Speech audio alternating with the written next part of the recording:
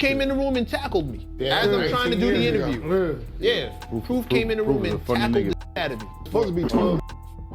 Oh well, but we couldn't keep 12. It was just falling off, and you know what I'm saying, and not showing up. Proof was the glue that binded us all together, right?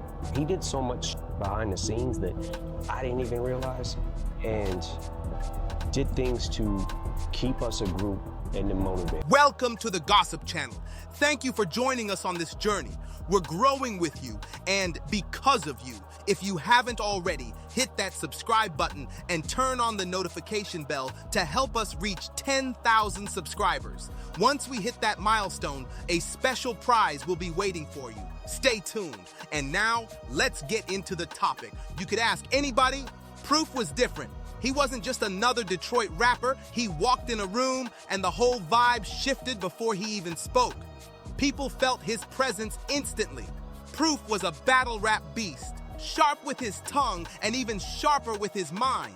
But to Eminem, he wasn't just a homie. He was the ignition, the spark that lit a fire before the world even knew Slim had flames. Proof didn't just believe, he pushed M when nobody else would, and that belief flipped the whole hip-hop game forever. This is the story of Proof, the man who ran Detroit's underground, stood by his brother to the very end, and stamped his legacy forever. The streets still whisper about him, cause his name carried real weight.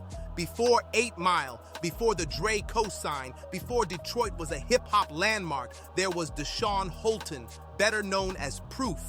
He never chased the spotlight, yet it chased him anyway.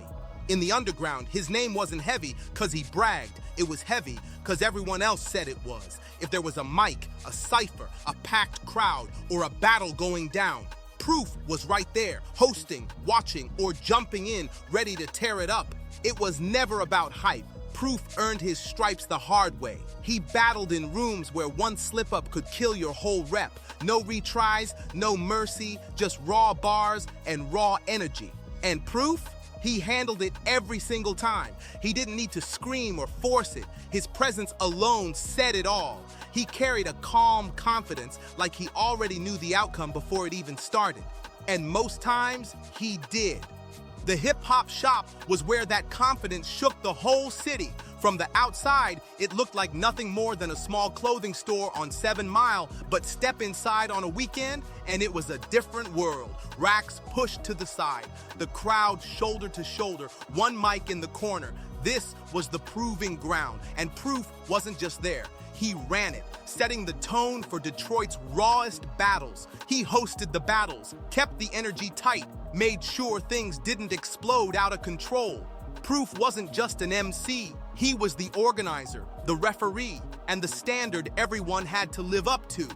He kept it fair, no matter where you came from or who you knew.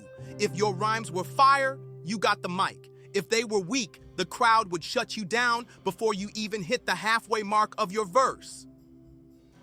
Then one weekend, this quiet kid started sliding through on the regular, always in the corner, clutching a notebook, barely saying a word. He didn't try to fit in. He just studied, scribbled, and waited his turn. His name? Marshall Mathers. But to most in that room, he wasn't Marshall. He was just the white boy. At first, nobody took him serious at all. He looked different. He sounded different. And in a room where judgment came fast, that alone was enough to get dismissed. But Proof saw something the others missed. He paid attention to how Marshall studied the room, the way he listened, the way he scribbled bars, the way he soaked up every ounce of energy around him. It wasn't just the rhyme schemes, it was the raw emotion, the rhythm, the sharp tension in his lines, the way his words cut when they landed. So one day, Proof decided to test him. He handed Marshall the mic, not with some big dramatic moment, no spotlight, no build-up, just a simple nod like, go ahead, show us what you got. It wasn't flawless, but it was sharp, different enough to make heads turn. From that moment on, Proof kept the door cracked for him, gave him space to return, to sharpen his craft, to keep pushing. He didn't protect him from criticism, but he gave him room to grow stronger. And in Detroit's cutthroat scene, that meant everything. Proof didn't make Eminem, But he spotted something early and chose to back it when nobody else would. In a city where respect is earned, not gifted, Proof's stamp of approval made people stop and actually listen. And that shifted the way Marshall carried himself in the underground. What Proof did was never about flash. It wasn't for clout or showing off. He just understood how real talent grows. He'd seen enough rappers come and go to know the difference between someone chasing attention and someone who actually had a voice worth hearing. Years later, folks would twist the story, some hyping it up like it was bigger than it was, others barely mentioning it at all. But if you ask the people who were really inside the hip-hop shop back then, they'll all say the same thing. Proof mattered. Not just because he could tear down a stage, but because of how much he gave back. He didn't just hold the mic, he passed it on. And that's where the real story kicks in, the one that shaped the whole next chapter of Detroit hip-hop. Proof wasn't just the sidekick in Eminem's rise, he had his own blueprint. While the spotlight burned hot on M, Proof was in the cut, quietly plotting something bigger. And in Detroit, that vision turned into D12. D12 was chaos from the start. While Eminem's career was blowing up with radio spins, sold-out shows, and shiny awards, Proof wasn't on the sidelines clapping. He was moving with intention. He didn't want to just ride the wave. He wanted to flip it into something rooted in Detroit, something strong enough to stand alone. That's when he started shaping D12, the Dirty Dozen, 6 rappers with alter egos, making 12 personalities wild enough to shake the industry. But this wasn't some label-made rap group. D12 wasn't built in a boardroom or crafted for record sales. It came straight out of Detroit's raw chaos, unfiltered, unpredictable, and loud with energy. Proof didn't pick them because they blended in. He picked them because they clashed, because they brought something different to the table. Each member carried 2 sides, one being themselves, the other an exaggerated alter ego. On paper, it might have looked like a gimmick, but in their world, it was survival. It gave them a way to spit the things they couldn't always say directly, the dark thoughts, the twisted humor, the pain, the crazy. D12 wasn't polished, it was freedom. It was Detroit in its rawest form. Proof leaned all the way into that rawness. He didn't try to smooth it out or polish the edges. He embraced the chaos. To him, real hip-hop wasn't supposed to be clean. It was supposed to be honest, dangerous even. And D12 was exactly that.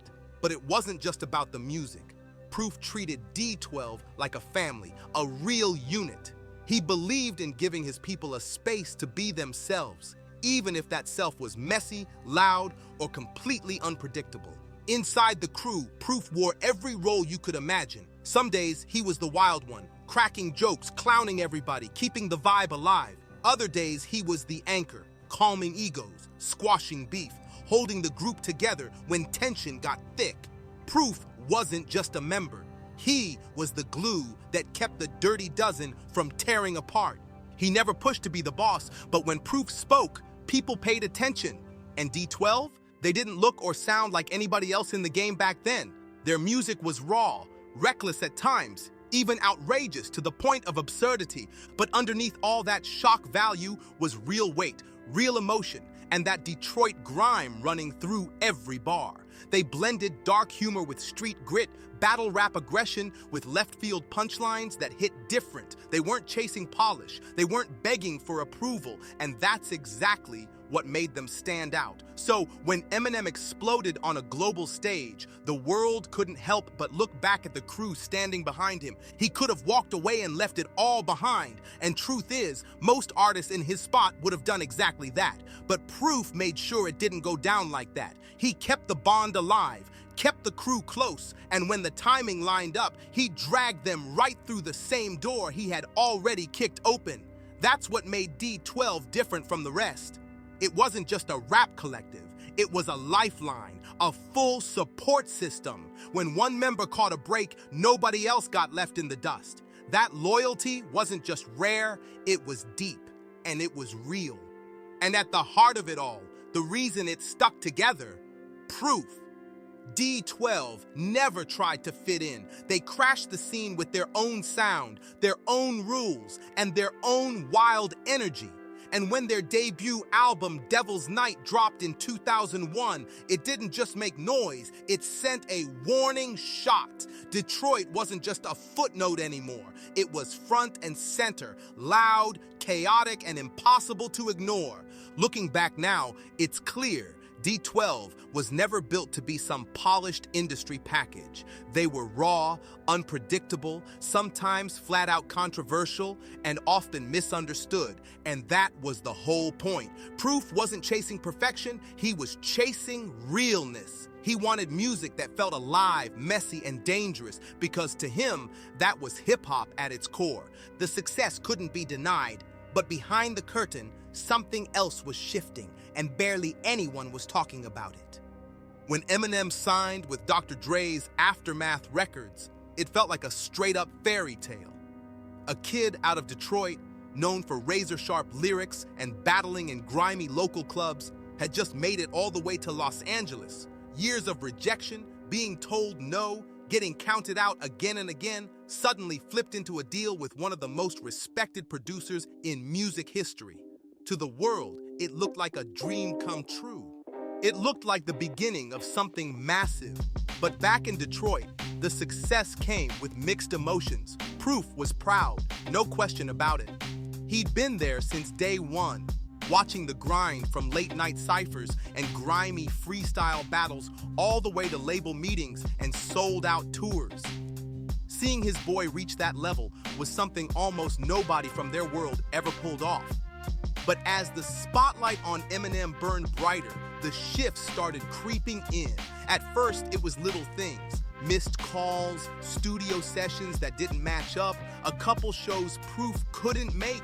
But then the circle around M started changing. Suddenly, new names were running the conversations. Dr. Dre, Jimmy Iovine, Paul Rosenberg, the old hip-hop shop days that built the foundation, they started feeling like distant memories, fading further with every move toward the big leagues. People close to them noticed the shift. Not just the fans watching from a distance, but the crew who'd been there since day one. There weren't headlines blasting it out, but there were whispers, quiet questions, the kind that never had to be spoken out loud. Was there tension? Maybe not born from hate, but from distance, from growing older and slowly drifting apart? Proof had been a cornerstone in Eminem's rise. He gave him the platform when nobody else cared, got him in the right battles, stood by him in tough rooms, and stamped his credibility when others doubted. So when M turned into one of the biggest artists on the planet, that gap hit different. There were disagreements, nothing messy, nothing public, but behind the scenes, there were real conversations, real feelings that couldn't be ignored. Proof was always straight up. If something felt off, he said it. He'd tell Eminem when the music wasn't hitting the way it should, when it sounded too polished, too far from the grit that made it real. He wasn't trying to tear him down, he just didn't want M to lose the foundation they built together. But their worlds were splitting. Eminem was wrapped up in global fame, press tours, label meetings, cameras everywhere, while Proof was still in Detroit, still grinding with D12, still connected to the roots that birthed them. Holding that balance was never easy, and yeah, it brought tension at times. But even through the clashes and the distance, one thing never shifted: the respect. No matter how far apart their lives looked, that bond stayed intact. Because underneath it all, the bond never broke. This wasn't just about music, it was about loyalty. Proof wasn't just some friend from back in the day, he was the anchor. When fame pulled Eminem into uncharted territory, Proof was the one reminding him where it all began. When the spotlight pressure got too heavy, he could cut through all that noise and still talk to Marshall, the person, not the celebrity. Proof never begged for fame, never chased the spotlight. He didn't care about any of that. What he cared about was his brother, making sure he stayed grounded no matter how high the world tried to lift him. He wasn't protecting some public image. He was protecting the man behind it. Plenty of people in the industry smile for the cameras, but Proof kept it real, even if it meant clashing with Eminem, even if it sparked friction. He wasn't just another member of the crew. He was the one person M had no choice but to hear out even when he didn't want to listen. Their arguments, yeah, they were real, but that's what happens in any bond that's truly close. And no matter how massive the stages got, whether Eminem was tearing down London, Tokyo, or New York, Proof was usually there too. Maybe not in the spotlight, maybe not on camera, but always close, always watching, making sure things didn't drift too far off track. That was the type of loyalty you couldn't buy, the kind that didn't even need words. Even in silence, even when they weren't talking every day, Proof was looking out for his brother. Because certain bonds don't break, not when success complicates everything, not when distance creeps in, not even after the disagreements. Proof and Eminem never truly drifted. They were tied by history, loyalty, and a bond too strong for fame to erase. But nobody could have predicted what came next. Making songs, and one day I got a call from my boy Proof, and it's like, yo, just come to the hip hop shop, write something, come up here, and you rap in front of them, and if they don't like you, you know, they're gonna tell you they don't. So much behind the scenes that I didn't even realize, and did things to keep us a group and to motivate. It was a Tuesday night in Detroit, April 11th, 2006. Proof was at the Triple C Club on 8 Mile, a spot he knew well. This wasn't some high-end celebrity lounge, no velvet ropes, no flashing cameras. It was a neighborhood bar, music, drinks, regular faces, and familiar energy. Proof never needed the glitz. Wherever he stepped, the vibe followed. But that night, something felt different. Something was off. It didn't explode right away. It started small. Just an argument inside the bar, words being traded back and forth. But in Detroit, at a place like that, words could turn heavy real quick. Voices got louder, the kind of tension Detroit knew all too well. But once the fight spilled outside, it spun out of control. Words turned to shoves, shoves turned to fists, and then came the gunshots. In the early morning hours, 2 people were hit. One of them was Deshaun Holton, better known to the world as Proof. He was rushed to the hospital, but pronounced dead at just 32 years old. And in that moment, Detroit went silent. It wasn't just the loss of another artist, it was the loss of Proof. A man who never left his city behind, who stayed tapped into the community, even while those around him climbed to global fame. Proof had vouched for him long before the world knew the name Eminem. He got him into clubs, handed him the mic, and stood behind him when almost nobody else would. So when Proof died, the loss wasn't just heartbreaking, it was disorienting. Eminem pulled back from the spotlight, cut down his public appearances, slowed his music, and slipped into isolation. He battled depression, fought addiction, and watched his world shrink around him. This wasn't just grief, it was an identity crisis. Without Proof, the foundation he stood on felt cracked. Years later in interviews, M admitted it outright. That moment flipped everything. Losing his closest friend changed the way he lived, the way he moved, the way he even saw the world. That grief poured into the music. You could hear it in the tone, the writing, the cracks where the old confidence used to be. From encore to relapse to recovery, the pain was there. Lyrics about guilt, about distance, about losing the one person who always kept it real with him. Because Proof wasn't just part of Eminem's past, he was the filter, the voice in his ear, keeping him grounded. And without him, the silence was loud. Proof's death didn't just rip a hole in Eminem's life, it ripped one through the culture too. Detroit's hip-hop scene lost more than a rapper that night. They lost a builder, a bridge, a man who stayed rooted in the city while others went global. Proof was the one making sure fresh talent had space to breathe, and when he was gone, that absence could be felt everywhere.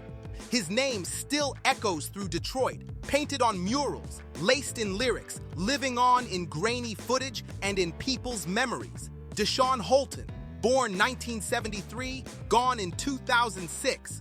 Detroit native, battle-tested MC, D12 soldier, and a leader whose impact didn't need to shout to be felt.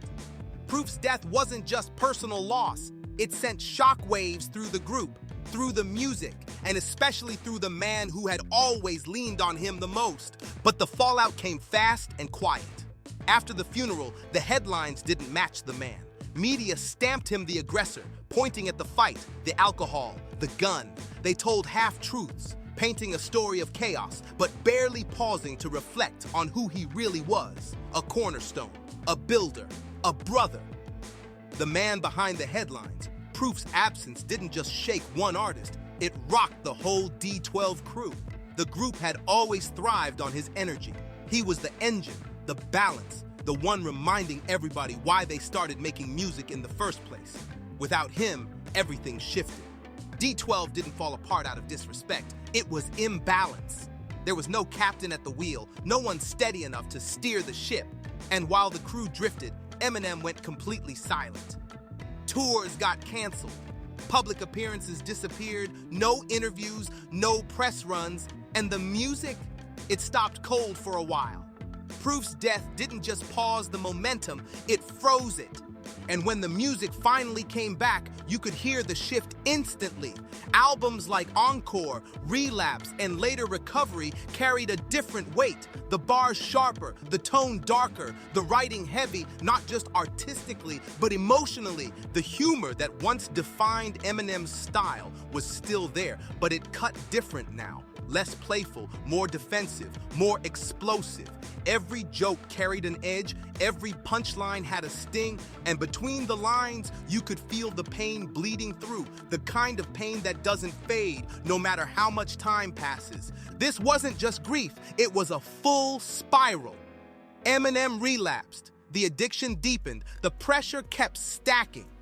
In 2007, it hit rock bottom when he overdosed. A moment he later admitted nearly killed him. In his own words, he came frighteningly close to joining Proof. This wasn't only about losing a friend, it was a full-blown identity crisis. The one voice that always pulled him back was gone, and without Proof's steady hand, the chaos got louder. The noise took control, but slowly, piece by piece, something shifted. M fought his way back, got clean, and when he finally stepped into the studio again, it wasn't just about music anymore. He came back with a new purpose, sharper, heavier, and built on survival. Proof's presence never left. He lived on through lyrics, shout-outs, interviews, and tributes. The music didn't just push forward, it carried the past with it. Proof became the voice behind the voice, a memory stamped into every verse, a constant reminder of where it all began and what was lost along the way. From that moment on, every mic Eminem grabbed came with a shadow next to it. Because while the world kept spinning for M and for Detroit, something was always missing. Proof's legacy wasn't built on chasing fame, it was built on building a scene. He was one of the architects of Detroit hip-hop, shaping its identity from freestyle circles to late-night studio sessions. Proof wasn't just rapping, he was opening doors, creating opportunities, and pulling other artists up right alongside him. He didn't just stand beside Eminem, he helped lay the foundation that launched him to the world. And even after death, Proof's influence refuses to fade. His son, Elijah Holton, has stepped into music too, recording in the same city and carrying the same name that still echoes with respect. In Detroit, that name still holds weight, and the hip-hop shop isn't just a story from the past. For many in the city, it's the birthplace, the reminder of where it all began, and the spark Proof helped ignite. Proof's role in building that space left a lasting stamp, especially on Detroit's battle scene. His hands-on approach, collaborative spirit, and pure love for the craft shaped the way artists in the city still move today, not just in sound, but in attitude, in work ethic, in how seriously Detroit protects its culture. Proof never chased the credit, he focused on the work. And even now, long after that final night, his name still lives on in lyrics, in stories, and in the city's musical DNA. Make sure you hit that subscribe button to the Gossip channel, drop a like, and let me know your thoughts in the comments below.